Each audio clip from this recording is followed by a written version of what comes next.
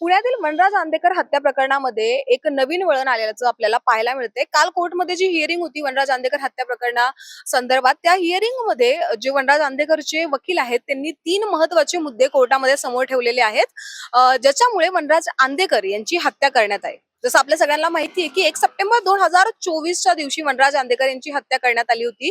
त्यावेळेस 1700 पानाची चार्जशीट जी आहे ती कोर्टामध्ये दाखल करण्यात आली होती. त्याबरोबरच 8 पिस्तूल 7 कोयते हे जप्त करण्यात आले होते आणि जसं आपल्या सगळ्यांना माहिती आहे सगळ्यांमध्ये 21 आरोपींचा समावेश होता. आता काल जे 3 मुद्दे कोर्टमध्ये समोर ठेवण्यात आले होते ते अगदी महत्त्वाचे मानले जातात.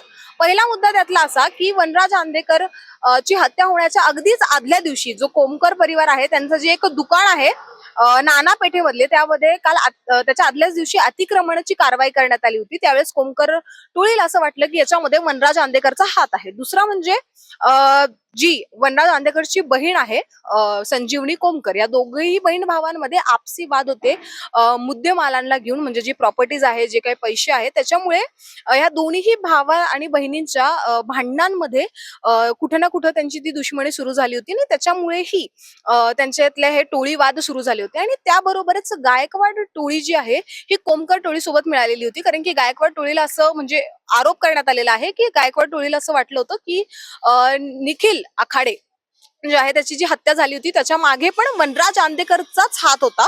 आणि हे जे 3 मुद्दे आहेत हे तिन्ही मिळून वनराज आंदेकरची हत्या करण्यात आली होती. नाना पेठेमध्ये संध्याकाळच्या वेळेस 1 सप्टेंबरच्या रोजी त्यांची हत्या करण्यात आली होती, जसं आपल्या सगळ्यांना माहिती आहे.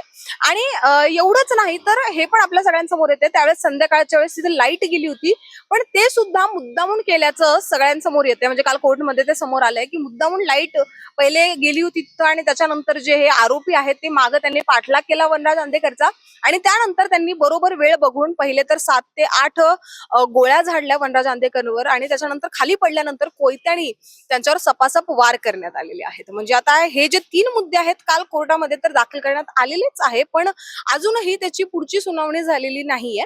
या सगळ्या पुढच्या सुनवाई जी आहे ती आता 6 मार्च रोजी पुन्हा पुढची तारीख आहे त्याच्यामध्ये आपल्या सगळ्यांसमोर येईल की नेमकं या सगळ्या प्रकरणामध्ये चालणार काय. कारण की आता ह्या हत्या प्रकरणाला होऊन 2 वर्ष झालेले आहेत, तर तरी सुद्धा अजून कोर्टमध्ये हा सगळा इश्यू सुरू आहे. त्याबरोबरच आता कशा पद्धतीने कोर्ट या सगळ्या गोष्टीची सुनवाई देते किंवा कशा पद्धतीने आरोपींना शिक्षा होणार आहे ते पाहणं अत्यंत महत्त्वाचं राहणार आहे.